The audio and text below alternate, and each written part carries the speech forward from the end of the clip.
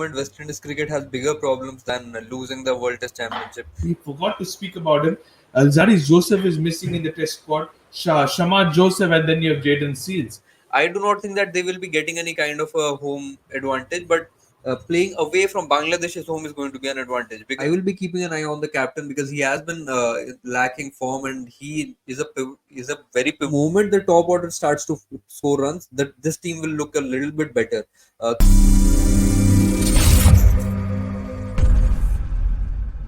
When it comes to World Test Championship, we talk about the mighty West Indies early on, but now it's time to talk about the West Indies who are currently suffering at the bottom of the points table. What are your thoughts? I have Utsav with me. Utsav, welcome to the show. We're once again back with World Test Championship and its team. West Indies cricket is now on the ranks. What are your takes on this one? What a tragic tale, I would say. West Indies, once called the mighty West Indies, now struggles to make a playing 11. Exactly. Like barely couple of players with potential of becoming a world class star, and probably not even a couple of people. So it is a very tragic state where we are right now. A team that has the biggest legacy in cricket, I would say.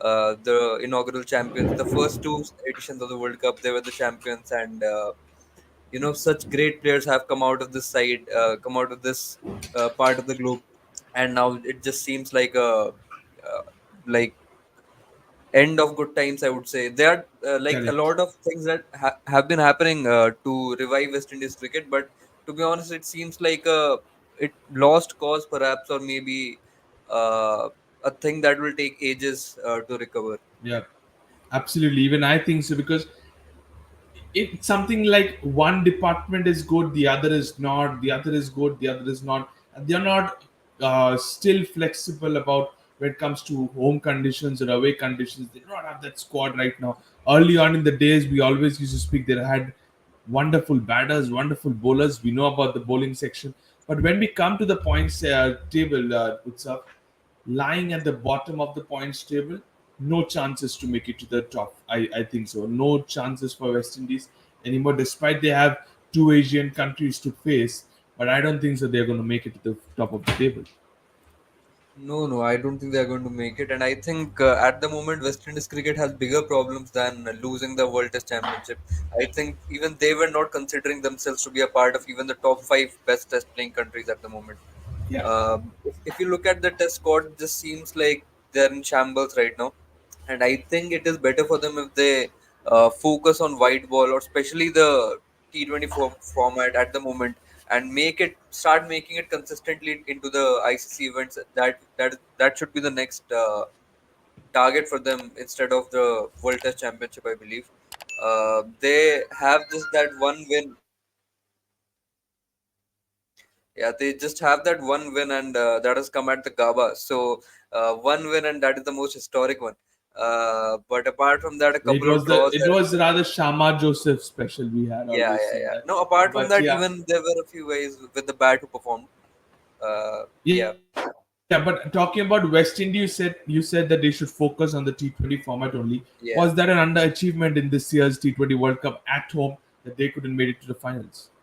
Look, I had predicted that they would make it to the top four, and I think I had predicted that they would might end up winning the championship, because Winning the T20 championship is is. something that you associate with West Indies, and if not T20, then what else legacy is left with West Indies cricket? I just don't seem to understand. And this time, the squad was also pretty decent, and they had the home ground advantage, but still they could not make it. They did well. They were very close to qualifying to the semi-finals. Had England not beaten USA the way that they did, they would have made it to the semis. But still, I think it was kind of an underachievement because they did not do anything massive as such. They did not. They looked very promising in the Exactly. group stage. I think they beat West Afghanistan there, who made to the top four. But apart from that, I could not see anything great coming out of that T20 side as well. Yeah, that's exactly correct. And if we focus on the red ball, I think if we look into the other teams as well, I think they are far better. The Asian side, you have Bangladesh as well, who has 23% of percentage, while West Indies lying on 18. So that's not good enough, and that's where these two teams will be compared in the future because we have the fixtures coming out, and the fixtures is out. Let's take a look into this Utsav now. Versus India, they lost the home test series 1-0. One was already a draw. The second one, India won it. Versus Australia, as we spoke about, away tour, it was a massive victory, I would say, because at the Gabba they won. We all remember that.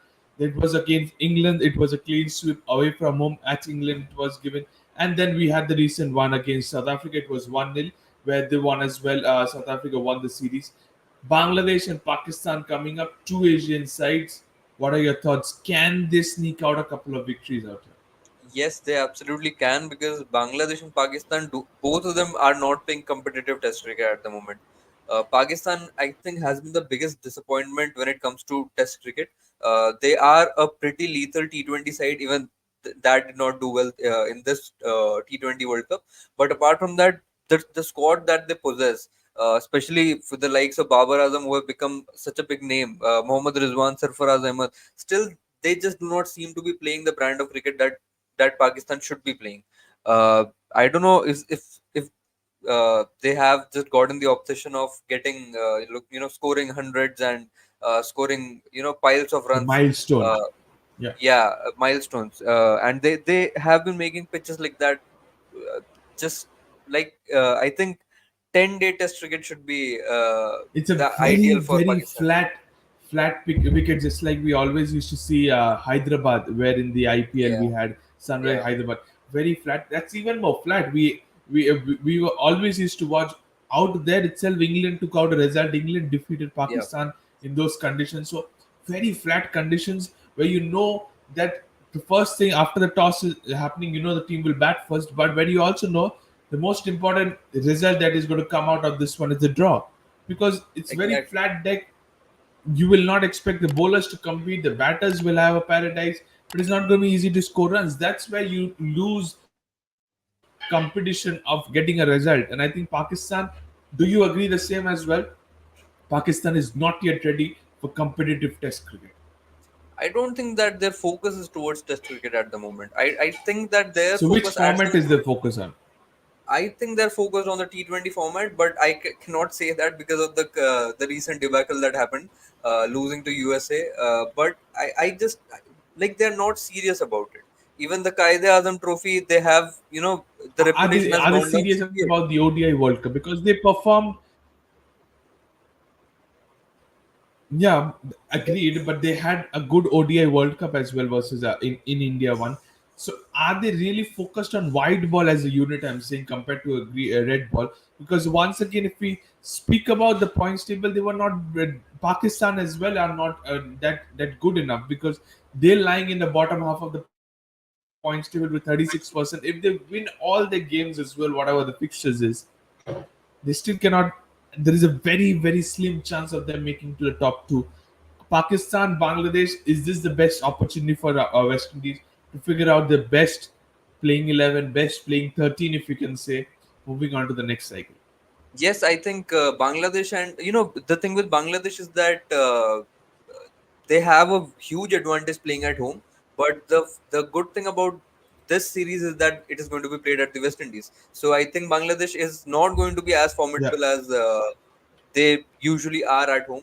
So I think that West Indies versus Bangladesh, I will be fancying West Indies. If you look at the points table, they have just played 4 matches, Bangladesh, and after that they have won one of the correct. four, and that is why they are ahead in the points table.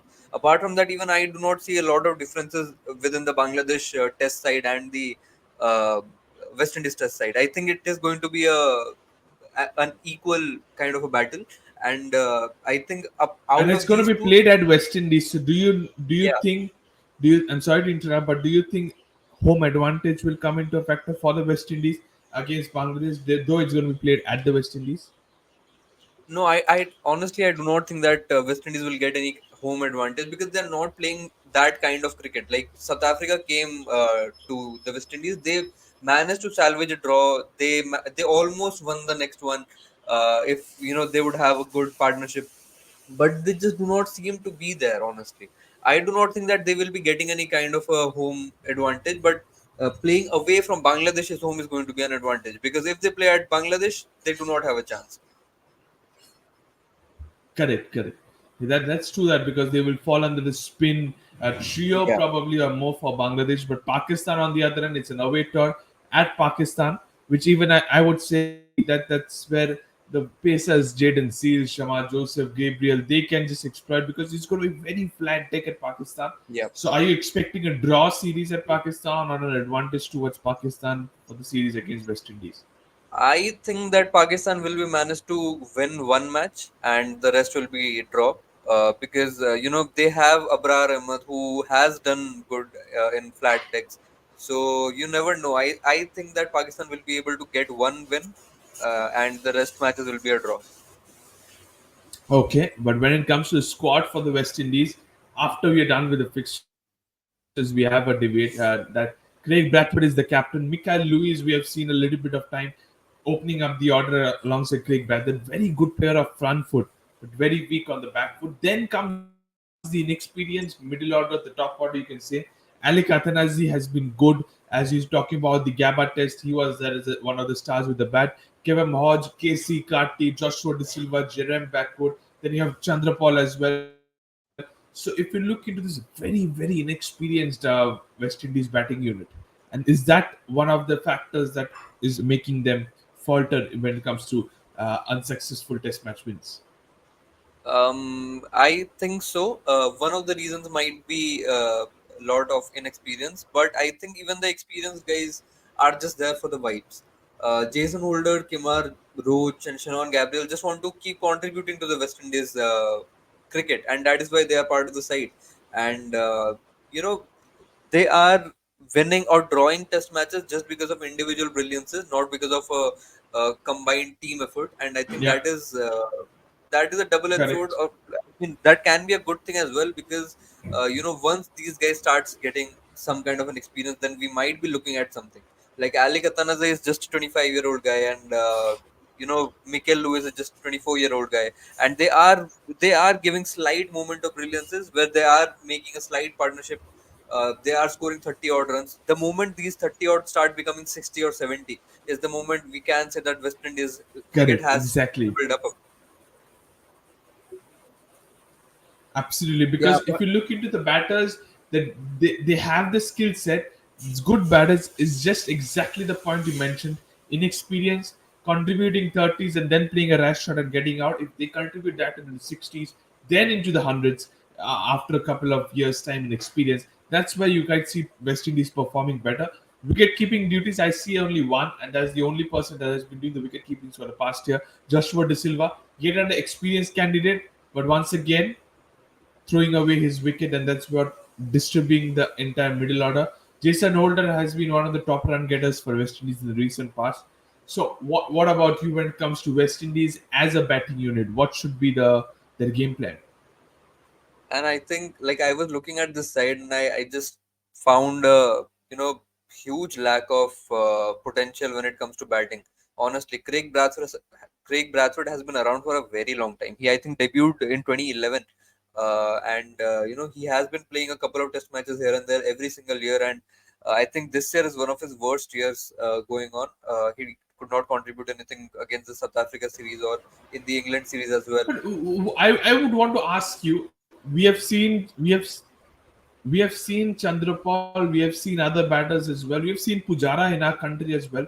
Why is Craig Bradford even so slow? What is the reason why he doesn't accelerate at all in his innings? Like even after facing 100 balls and scoring 25 runs, you're seeing the ball like a football. To Yeah. rotate strike, but why does he have a problem? Him being a captain, he should realize this. What could be the reason behind this Utsav? The Craig Bradford never accelerates. When Pujara used to bat, like you compared Bradford with Pujara, and when Pujara used to bat and play slow, he looked in control, like on his days. But it does not seem to be the case with Bradford. It just seems like one good spell and Bradford will be out. Taking nothing away from him, I think he has contributed a lot to the West Indies cricket, and he is a pretty decent captain, I would say, with the team he has been carrying. But I think for a Yeah, I don't know. I just don't think that he reaches the standard of Test cricket at the moment. Okay, that's something Yeah, you have to speak about. When it comes to the seamers now, they have good seamers. A couple of spinners there, Jamal Warwick and Budakesh Moti has been around the ranks and has been good as well. But yeah, seamers, I think now the time comes where these kind of Kimar Roach and on Gabriel can be put aside, and you can have the likes of Jaden Seals and Shamar Joseph being a partnership and doing the fast bowling duties for West Indies. yeah. Yeah, I think Jaden. I think this year belongs to Jaden Sales. When it comes to Test West Indies side, I think he has been brilliant. He has been bagging wickets in every single innings at the moment. Shamar Joseph is an amazing find, and I just hope that they do not overwork him, or he's just succumbs to the workload. I think I just want him to become a proper Test cricketer. Play 3, 4, 5 test matches every single year. Uh, I think nothing more can be expected at the moment from West Indies cricket. Varikan has also been good in the South Africa series. I think he's no muck with the bat as well. He can give you an odd partnership here and there. Yeah, And Good he's a very Muti, I handy think batting. Yeah, yeah, and Gudakesh Muti, I think he has been more of a more reliable with the bat recently than with the ball. I think he had an amazing tour of Zimbabwe where he bagged I think 19 wickets in 4 innings or something like that. And apart from that, there hasn't been anything great coming out of Moti the bowler. He has been pretty decent with the bat. An odd lower order partnership he has been getting West Indies, but apart from that, as a bowler, he has been underperforming against the big sides, is what I have noticed. okay. So that's something we need to look into, and West Indies need to improve about that as well. But when it comes to most runs and most wickets for West Indies in this cycle, Alec Athanasi, it's not surprising to see Kevin Hodge is there, Craig Brathwaite, the skipper, is there, Jason Holder, as I said before, he is amongst the top run getters, and Joshua De Silva. Surprised not to see more top order batters out Yeah. here itself amongst the top run scorers for West Indies. Yeah, I think the biggest miss is Tej Narayan Chanderpal. His stint hasn't been going Yeah, very well recently. He is horribly out of form. Craig Brathwaite has gotten runs because I think he has played all the matches. I don't think he has been left out in any of them, and I think correct. it is pretty decent. I would say, but out of all of them, I think only okay. Yeah, Jason Holder has been among the runs as well, and we need to talk about him. I think he will retire as one of the great West Indies players. Uh, Absolutely. All rounders, yeah. yeah, one of the best. Yeah, considering that he has given a lot to West Indies even when nobody else was. Like all the big guns had, Absolutely. started to avoid Test cricket and even playing for West Indies in any format. But Jason Holder was around all the time. Yeah, Kayam Hodge, I think, is one of the bright lights. He is not the youngest. He is 31-year-old, but still, he has been one of the bright stars of the last three series that has been happening with West Indies cricket. He I think played. I think he crossed the 20 or 30 run mark thrice in this South Africa series, and apart from that, he has a 71 at Gaba, uh, correct. pivotal 70. But Along with that, that's he the has a problem with 63. these batters. Get Yeah, into 30s, but they do not accelerate and contribute yeah. further, do not make it to a big score. And is that where you need lack of experience?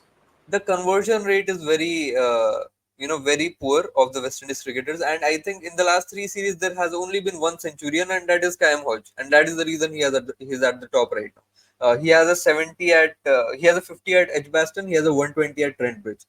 So he has shown signs of scoring runs, and I think he should be the one not getting left out, just like Kyle Myers and Roston Chase and the Rakeem Cornwalls of West Indies. Uh, I think dropping them was the need of the hour, considering that they had been consistently underperforming. But I just hope that they be a little more, patient with Kayam Hodge. I know the age is not with him. 31 is not one of the youngest or the most athletic days of your playing career. But I think he is the only one at the moment who is showing signs with the bat for the West Indies. Absolutely, that's true. That so we will see what happens when it comes to top run scorers for the West Indies. But when it comes to top wicket takers, Kimar Roach is there. Jamal Warrican, the spinner, only spinner I can see in the list. Alzari Joseph, yeah, we forgot to speak about him. Alzari Joseph is missing in the Test squad. Shamar Joseph, and then you have Jaden Seals. Aljari Joseph, very surprised to see him in this top list, but he's somebody that can be lethal alongside the two other pacers.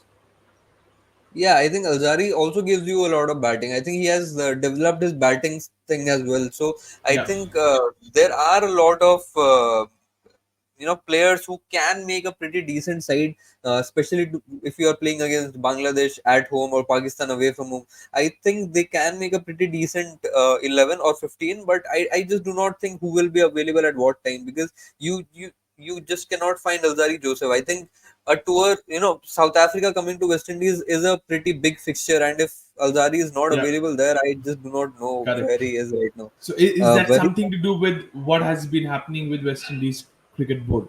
Something yeah, behind the scenes. yeah, this has been happening, like, not for now. I think this entire decades belong to that.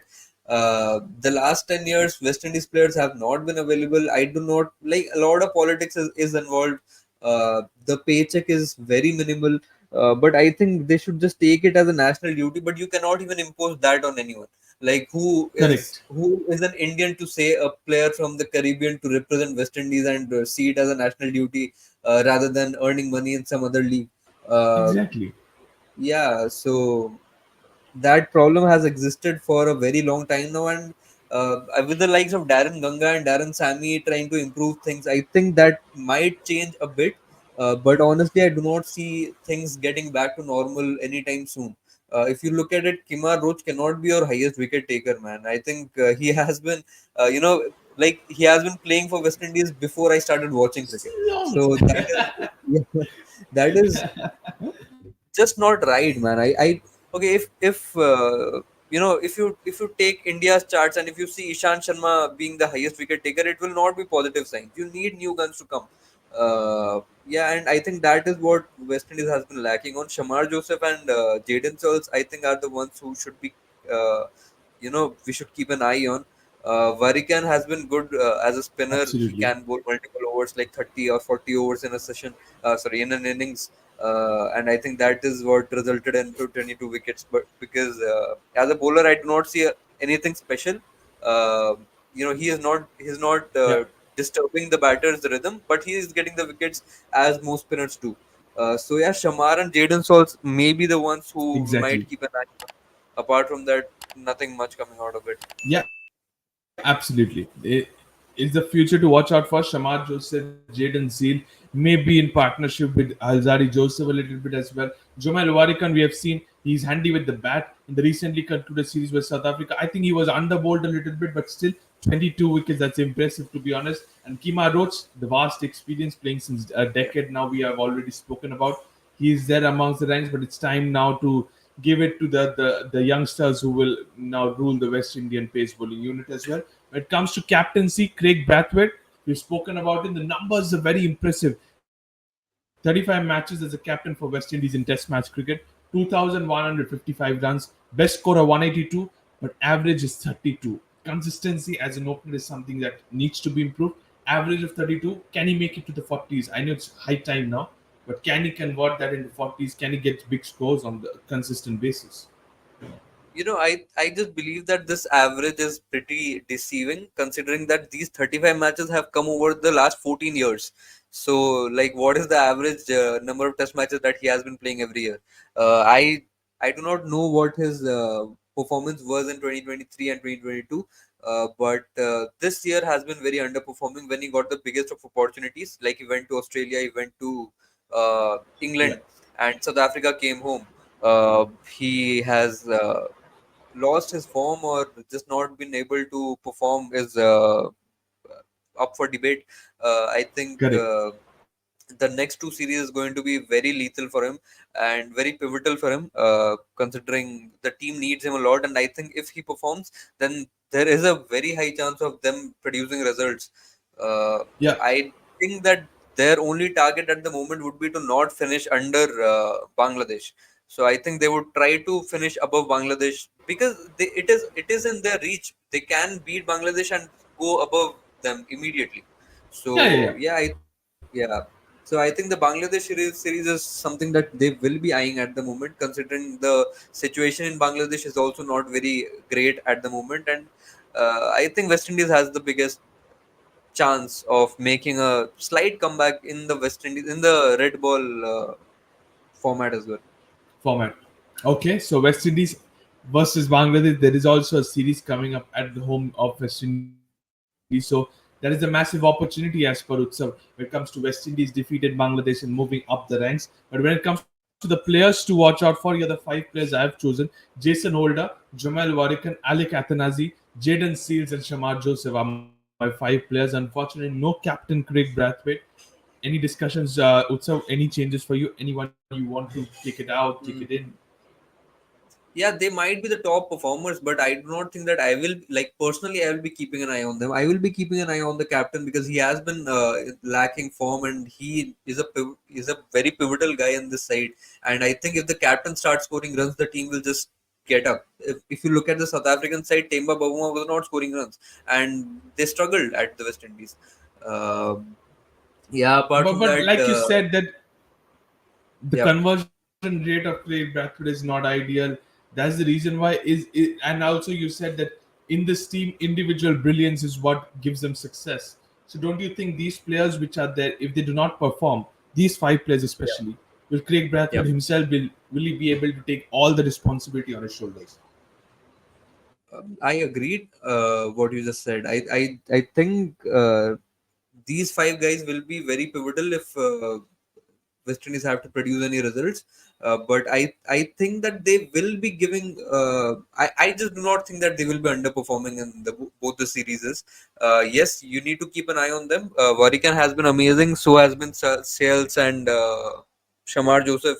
Atanaze has been a bit on and off, not very consistent, but he has been scoring important knocks. Yeah, I think he has a couple of half centuries, which are correct. really pivotal or came at a very uh, He got his time that highest he score needed it. in the series versus South Africa, 90 odd something, Yeah, and then unfortunately got out. So, yeah, he's yeah, amongst the ranks as well. And the fast bowlers, as we always said, they are something to look out for. Pretty much, I'm more than Shamar Joseph, though he was the hero at Gava. I think Jaden Seals in red ball yeah, is a little bit more lethal, and that's what I'm excited to see how the fast bowling. Because I think you have one of the greats in there in the commentary box, Ian Bishop. You can have a word with yeah. him, and he can always be there in the guidance as well. But when it comes to predicted playing 11, as a general, I think they shouldn't go with a much unchanged side. But when it comes to the top order, is it going to be Mikel Lewis, or are you going back to giving an opportunity to Chandrapal just to make it a righty-lefty combination? Similarly, in the bowling unit, is it going to be Kimar Roach? Is it going to be Alzari Joseph?